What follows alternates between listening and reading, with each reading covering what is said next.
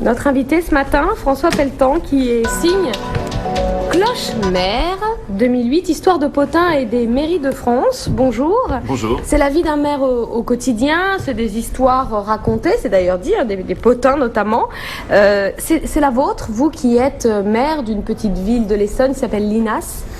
C'est un peu la mienne, mais pas toujours en fait. Ça s'inspire de l'actualité. Heureusement pour vous, parce que de temps en temps, c'est quelque chose. Ah oui, c'est chaud. Il y a eu 2-3 trucs bien, oui. Mais ça s'inspire beaucoup de l'actualité de ces derniers mois dans nos collectivités, que ce soit la question des SDF, rappelez-vous, et toutes sortes d'autres choses. Donc voilà, ça reprend en gros l'actualité des collectivités, puis ça raconte l'envers du décor, ce qui se passe dans une mairie, tout ce que l'on voit pas et qu'on imagine des fois. Vous avez l'impression que vos administrés ne savent pas, que nous, citoyens, on ne sait pas vraiment comment travaille un maire et ce qu'il fait. Oui, en fait, on voit la vitrine, mais on voit pas l'arrière-boutique. Et en fait, il y a une multitude de choses qu'on imagine qui sont complètement fausses. Par exemple on imagine plein de choses sur les élus, sur leurs relations avec les entreprises, alors qu'en fait, c'est pas du tout comme ça que les choses se passent. Donc voilà, et en fait, ce que j'ai voulu au travers de ça, c'est un peu une œuvre d'éducation civique, c'est-à-dire au travers de ce livre, d'expliquer le fonctionnement réel d'une collectivité, de façon à ce que l'on comprenne finalement comment les décisions se prennent, comment un certain nombre de choses se font, par exemple sur les permis de construire, puisque c'est un des... c'est quand même un gros sujet, oui. C'est un sujet important et dans nos collectivités, c'est, je dirais, une grosse partie de notre activité. Eh bien, voilà, j'expliquais un petit peu l'envers du décor, comment ça se passait et comment finalement on peut se retrouver dans des situations difficiles parce qu'il y a une sans véritablement comprendre. Parce qu'il y a, c'est ça ? Oui, il y a plein de choses, parce que d'une part parce qu'il y a une réglementation qui finalement n'est pas forcément adaptée aux besoins et aux réalités. Franchement, n'est pas à la portée du premier venu. Enfin, faut être très honnête, c'est un maquis. Exactement. C'est un maquis.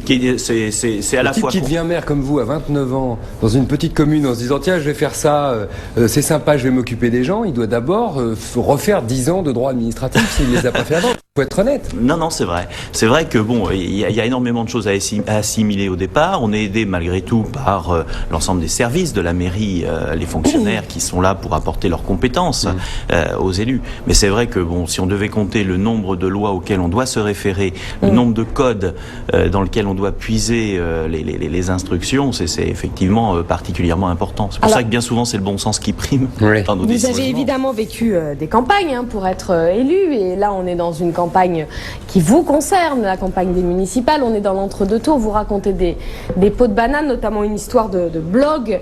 Et c'est marrant parce que ça me fait penser à l'histoire, à ce qui est en train de se passer en ce moment à Neuilly, par exemple, entre Arnaud Tellet et Jean-Christophe Fromentin, cette histoire de diffamation et que je te mets en correctionnel. Est-ce que ça arrive souvent, que vraiment c'est des coups bas entre deux tours du On parle de blog, mais avant c'était des tracts. Oui, il y a eu plein de choses. Là, c'est le blog en particulier, mais c'est vrai qu'il y a plein d'autres choses. Les blogs sont simplement un outil qui va dans la continuité de ce qui existait déjà. Oui, c'est très fréquent. C'est très fréquent, enfin faut le dire franchement. C'est assez sale une campagne locale. Enfin, je veux dire, c'est assez dur. Ouais, c'est dur et c'est pas toujours très reluisant. Faut dire les choses comme elles sont. Les tribunaux sont encombrés d'ailleurs de procédures en diffamation au moment des élections municipales. Et d'ailleurs, les magistrats, à mon avis, mettent tout ça de côté et puis une fois les élections passées, classent l'ensemble des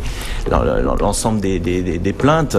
Donc c'est vrai qu'il y a des pots de banane dans une élection locale, de la même façon qu'il y en a dans la politique au niveau national. Vous savez, il n'y a pas des anges partout et par conséquent, au niveau local, les enjeux sont extrêmement importants et il arrive des fois, effectivement, ça dérape. Laurent le disait, vous avez été élu maire la première fois à 29 ans. Vous étiez l'un des plus jeunes maires de France, c'était en 95. 18 ans plus tard, vous regrettez ou pas ?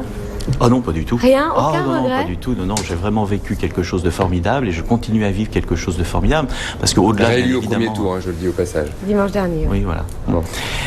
Parce que finalement, si vous voulez, on voit bien évidemment tous ces côtés, ces travers, mais au-delà de ça, il y a une implication dans la vie quotidienne. Il y a quelque chose qui est passionnant et véritablement, moi, j'incite nos concitoyens à s'impliquer dans la vie locale. Il y a une crise d'évocation, comme chez les curés, parce que vous parlez beaucoup des rivalités entre maires et curés. C'est un gros classique. Il y a aussi une crise d'évocation chez les maires, faut le dire, notamment les petits maires. Oui.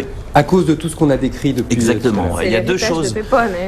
Exactement, oui, on retrouve effectivement les Don Camillo et ces histoires-là. Et c'est vrai que du côté des petits maires, eh bien, il y a deux choses qui les découragent. La première, c'est le poids de l'administration et des procédures. Et puis l'autre, c'est ce qu'on a appelé la judiciarisation, le risque, c'est-à-dire la fameux responsabilité. syndrome du panneau de basket qui tombe. Exactement, et c'est-à-dire que les élus se retrouvent pour un oui ou pour un non au tribunal à devoir rendre compte de choses qu'ils n'ont pas commises, mais comme ils sont maires de leur collectivité, c'est eux qui en sont responsables.